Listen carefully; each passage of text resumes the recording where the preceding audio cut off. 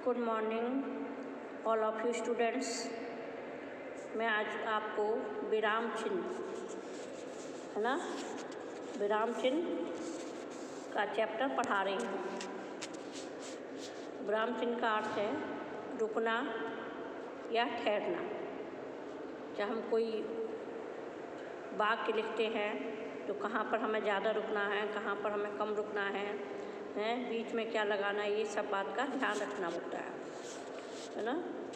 भाषा व्यवहार में बोलते और लिखते समय आवश्यकता अनुसार कुछ समय के लिए रुकना पड़ता है, ठीक है। बोलते व लिखते समय रुकने की इस प्रक्रिया को विराम कहते हैं। विराम मतलब रुकना। और विराम को स्पष्ट करने के लिए प्रयोग किए जाने वाले चिन्हों को विराम चिन्ह कहते हैं, ठीक है। विराम चिन्ह की परिभाषा।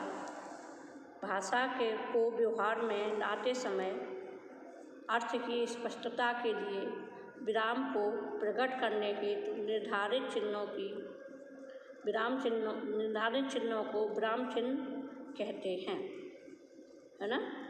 मतलब आप एकदम पढ़ते चले जाएंगे या बोलते चले जाएंगे तो समझ में नहीं आता है। इसलिए कहाँ पर कितना रुकना है, ज़्यादा रुकना है, कम रुकना है, उसके लिए चिन्हों का प्रयोग किया जाता है। उन्हीं चिन्हों को हम विराम चिन्ह कहते हैं।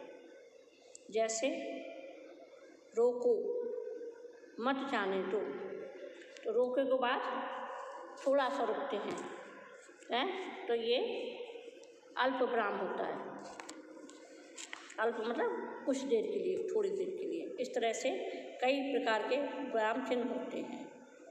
विराम चिन्ह के कई प्रकार होते हैं। अतः भाषा में भावानुसार उचित स्थान पर विराम चिन्हों का प्रयोग करना आवश्यक है। हिंदी में प्रयोग किए जाने वाले विराम चिन्ह निम्नलिखित हैं। आप बुक में देखेंगे। पूर्ण विराम चिन्ह, अर्ध विराम चिन्ह, अल्प विराम चिन्ह, प्रश्न सूचक चिन्ह, विस्मय सूचक चिन्ह, योजक चिन्ह, उद्धरण चिन्ह, निर्देशक चिन्ह, विवरण चिन्ह, लाघव चिन्ह, कोष्टक चिन्ह, हंसपद या त्रुटिपूर्ण चिन्ह, है ना। इस तरह से कई होते हैं। यहाँ पर आपको 12 प्रकार के विराम चिन्ह दिख रहे हैं। तो पहला है पूर्ण विराम चिन्ह, जिसे इंग्लिश में फुल स्टॉप कहते हैं। पूर्ण विराम का अर्थ होता है पूरी तरह रुकना, यानी पूरी तरह ठहर जाना। जब वाक्य पूरा हो जाता है और पूरा अर्थ भी संप्रेषित हो जाता है तब विराम चिन्ह, ठीक है। जब पूरी तरह से वाक्य हो जाता है और उसका अर्थ भी हमें समझ में आ जाता है तो पूर्ण विराम का चिन्ह लगाया जाता है। जैसे सूर्य पूर्व दिशा में उदय होता है, तो है, अब पूरी बात पता चल गई, तो पूर्ण विराम का प्रयोग किया जाता है, ठीक है। और दूसरा नंबर आता है अर्ध विराम। अर्ध विराम का अर्थ है आधा रुकना, मतलब कम देर, उससे कम देर रुकना। पूर्ण विराम की अपेक्षा थोड़ी उससे आधी देर रुकना अर्ध विराम का प्रयोग किया जाता है। जैसे हमें घर जाना है, खाना बनाना है, फिर सामान बांधना है। ये 3 सेंटेंस है, 3 वाक्य हैं इसमें, और लास्ट में जाकर हमारा वाक्य समाप्त होता है। तो अंतिम में पूर्ण विराम लगाएंगे, मगर हमें घर जाना है, अर्ध विराम, खाना बनाना है, फिर अर्ध विराम, फिर सामान बांधना है। ये पूर्ण विराम होता है। तो बीच में जो रुकते हैं थोड़ी देर, इसमें अर्ध विराम का प्रयोग किया जाता है। विराम चिन्ह लिखे हुए हैं, बुक्स आपके सामने हैं, उसमें आप देखकर देखेंगे। नंबर 3 में आता है अल्प विराम, उससे भी आधा समय। अल्प विराम का अर्थ है थोड़ा, बहुत कम, अर्धविराम की अपेक्षा और कम देर ठहरने के लिए इस विराम चिन्ह का प्रयोग होता है। ठीक है, आधा, आधे से भी आधा। तो पूर्ण विराम से आधा होता है अर्धविराम, उससे भी आधा होता है अल्पविराम। तो अल्पविराम में जैसे नीना, जया और मुग्धा आज हमारे घर आएंगी, है ना। तो नीना के बाद अल्पविराम लगा हुआ है। और आपको दिखाएं, मान सम्मान, यश अपयश, जीवन मरण सब विधाता के हाथ में है। तो मान सम्मान के बाद अर्धविराम है, यश अपयश के बाद अर्धविराम, फिर पूरी बात होने के बाद पूर्ण विराम है। मिश्रित वाक्यों में अल्पविराम का प्रयोग किया जाता है ज़्यादातर। दो वाक्य मिलते हैं, जैसे मैं उसके घर गया, अर्धविराम, किंतु वह मिला ही नहीं। तो अब पूरी बात हो गई, मैं उसके घर गया है लेकिन वह नहीं मिला। तो वहाँ पर हम पहले में अल्पविराम का प्रयोग करते हैं। अगला आता है नंबर 4, प्रश्न सूचक चिन्ह है। इस चिन्ह का प्रयोग प्रश्न पूछते समय किया जाता है या प्रश्न लिखते समय किया जाता है। जैसे तुम किससे मिलने आए हो, प्रश्न ही तो पूछा जा रहा है, पता नहीं है उसे किससे मिलने आए हैं, है ना। तो लास्ट में क्वेश्चन मार्क आता है, जिसको इंग्लिश में क्वेश्चन मार्क कहते हैं और हिंदी में प्रश्न सूचक चिन्ह कहते हैं। जैसे आप यहाँ क्यों खड़े हैं, ये भी प्रश्न सूचक है। अगला 5th है विस्मय सूचक चिन्ह। विस्मय सूचक चिन्ह का प्रयोग मन के भावों को व्यक्त करने में किया जाता है कि आपके मन में क्या है, अच्छा है, हर्ष हो रहा, खुशी हो रही है, दुख हो रहा है, आश्चर्य हो रहा है, घृणा हो रही है। इन सब भावों को, मनोभावों को प्रकट करने में विस्मय सूचक चिन्ह का प्रयोग किया जाता है। संबोधन चिन्ह, इसको संबोधन चिन्ह भी कहते हैं। तो आगे देखते हैं, जैसे आश्चर्य वाला, किसी चीज़ को देखकर हम आश्चर्यचकित हो जाते हैं, जैसे आहा कितना सुंदर दृश्य है, तो मन में आप बड़ा आश्चर्य हो रहा है। दुख होता है, हाय बेचारा गिर गया, हाय के बाद एक्सप्रेशन साइन लगाते हैं। और होता है जैसे छी छी, तो घृणा हो रही है, छी छी है, कितनी गंदगी है, तो छी छी के बाद एक्सप्रेशन साइन लगाएंगे। संबोधन किसी को बुलाने के लिए भी करते हैं, जैसे राम, तो राम के बाद एक्सप्रेशन साइन लगाएंगे, इधर आओ के बाद फुल स्टॉप लगाएंगे। तो इस तरह के जो आश्चर्य होता है, हर्ष होता है, शोक होता है, घृणा होती है, इन सबके लिए हम विस्मय बोधक चिन्ह का प्रयोग करते हैं, जिसको संबोधन बुलाने के लिए संबोधन चिन्ह भी कहते हैं, है ना। इंग्लिश में इसको एक्सक्लेमेशन मार्क्स कहा जाता है, एक्सक्लेमेशन मार्क कहते हैं। ठीक है, तो आपने अभी 5 पढ़े, अब आगे आते हैं। आगे में आप देखेंगे योजक चिन्ह।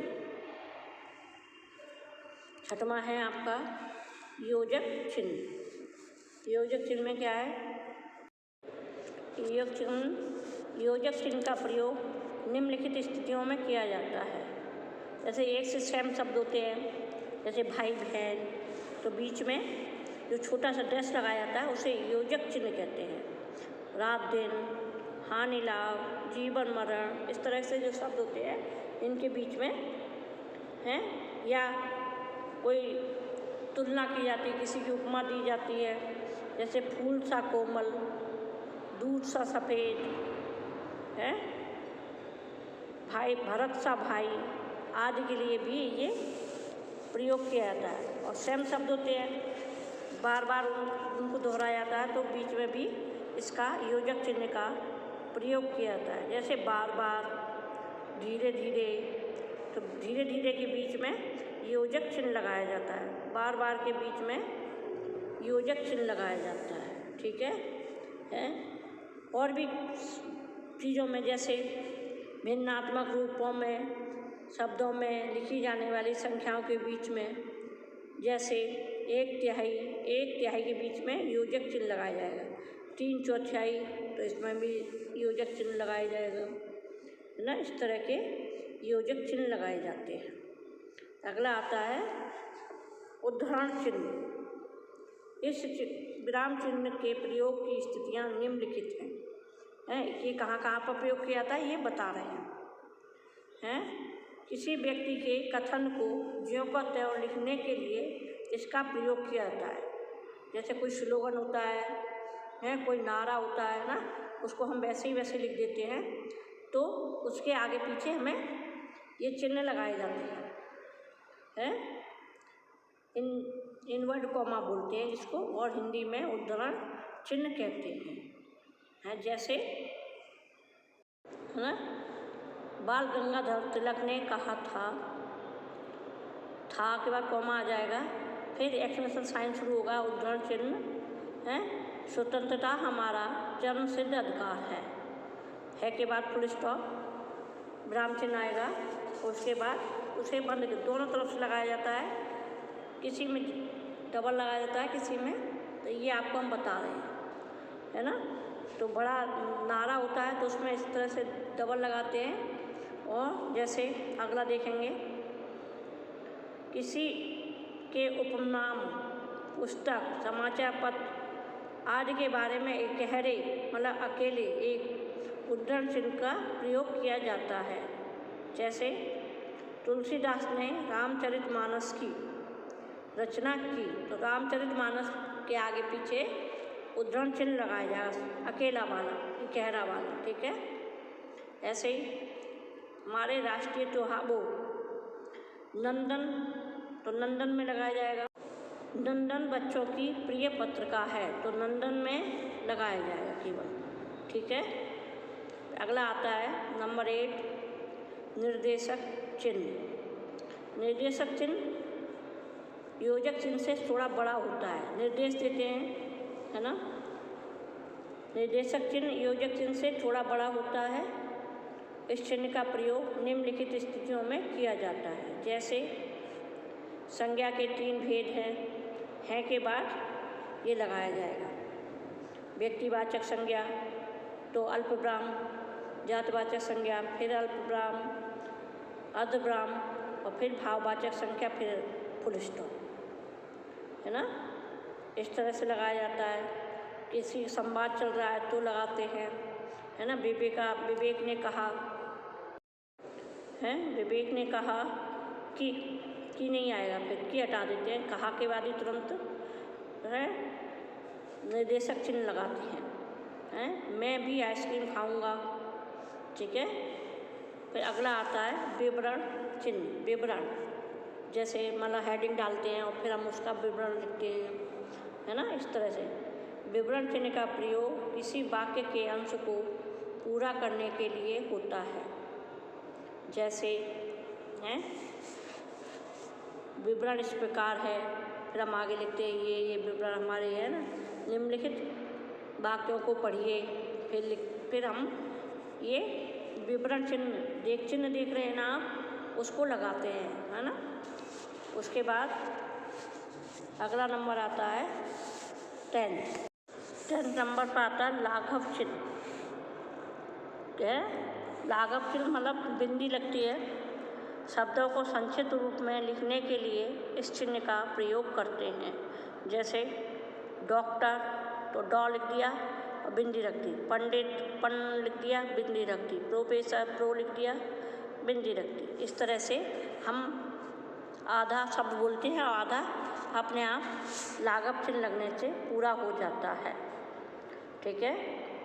जैसे कृपया पृष्ठ उलटिए, तो क्र लाघव चिन्ह, प्र लाघव चिन्ह और उलटिए उ लाघव चिन्ह, इस तरह से लगाते हैं। 11वां नंबर आता है कोष्ठक चिन्ह, है ना?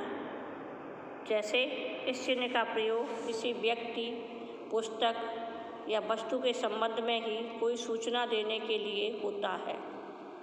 जैसे पदार्थ की 3 अवस्थाएं होती हैं, ठोस, द्रव्य और गैस।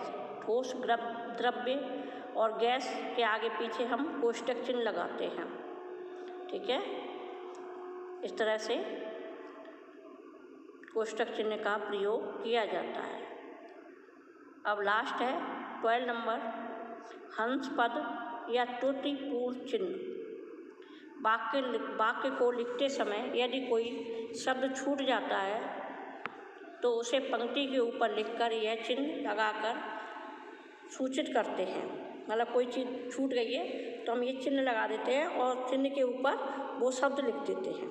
जैसे अहिंसा धर्म है, अब परम छूट गया तो परम अहिंसा के आगे वो चिन्ह हंस पद चिन्ह लगा देंगे और परम ऊपर लिख देंगे।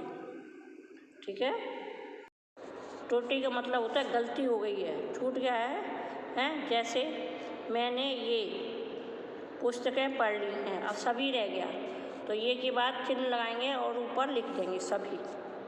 ठीक है, तो ये हमने अभी विराम चिन्ह पढ़े।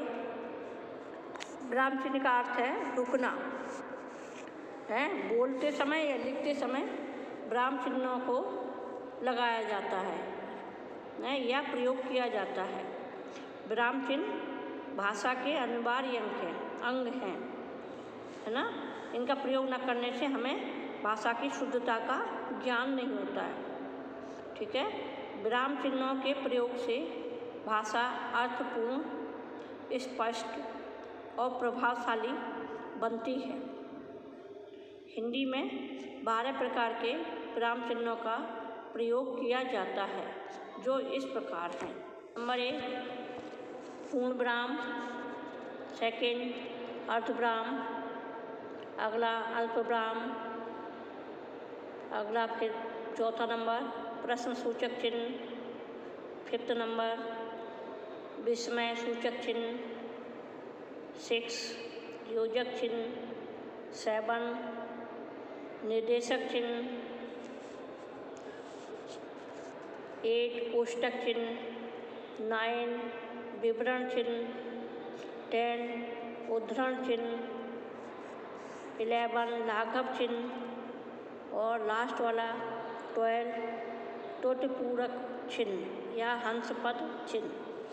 ठीक है, तो इनका समय समय पर प्रयोग किया जाता है, वो आपको वीडियो में बताया गया है ना, और इसको देखेंगे आप। ठीक है, विराम चिन्ह रुकने के लिए प्रयोग किए जाते हैं जिससे भाषा को हम अच्छी तरह से समझ सकते हैं। Thank you, good bye.